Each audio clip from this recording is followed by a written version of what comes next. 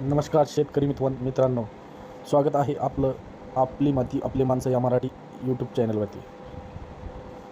सर्व शेतकरी मित्रांना सांगू इच्छितो की मी आपल्या माहितीसाठी पीक विमा स्टेटस कसं चेक करावं व तो आपल्याला मिळाला किंवा नाही ते कसं चेक करावं यासाठी आपण आज हा व्हिडिओ बनवतो आहे. त्यासाठी सर्वप्रथम आपल्याला गुगल क्रोम या ब्राउझरवरती यायचं आहे. त्यानंतर बघा PMFBY.gov.in या वेबसाईटवरती आपल्याला यायचं आहे. नंतर प्रधानमंत्री फसल विमा योजना या लिंकला क्लिक करायचं आहे. त्याला क्लिक केल्यानंतर बघा इथं ऑप्शन दिसत असेल आपल्याला फार्मर कॉर्नर, याला क्लिक करायचं आहे.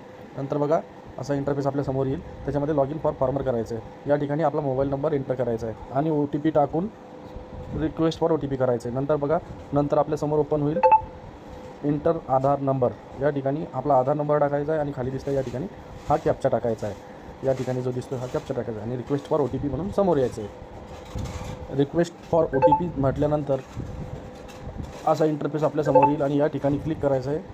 या ठिकाणी OTP एंटर करायचा आहे आणि सबमिट या बटनावरती क्लिक करायचं. आपण सबमिट या बटनावरती क्लिक केल्यानंतर या ठिकाणी आपल्याला असा इंटरफेस ओपन होईल. या ठिकाणी बघा पॉलिसी दिसते आपली. या ठिकाणी बघा इयर दिसेल 2023. या ठिकाणी आपण कुठलंही इयर सिलेक्ट करू शकतो. 2022 असेल, 23 असेल, रब्बी असेल, खरीप असेल.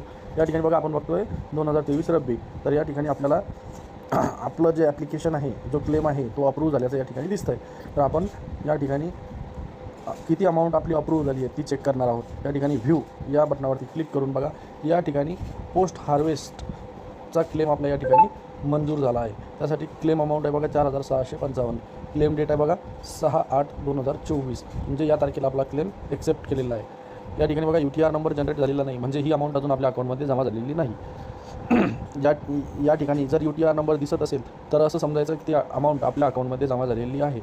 कृपया मित्रांनो, आपल्याला जर हा व्हिडिओ आवडला असेल तर नक्कीच सबस्क्राईब करा, लाईक करा, फॉलो करा आणि कमेंट करायला विसरू नका. आणि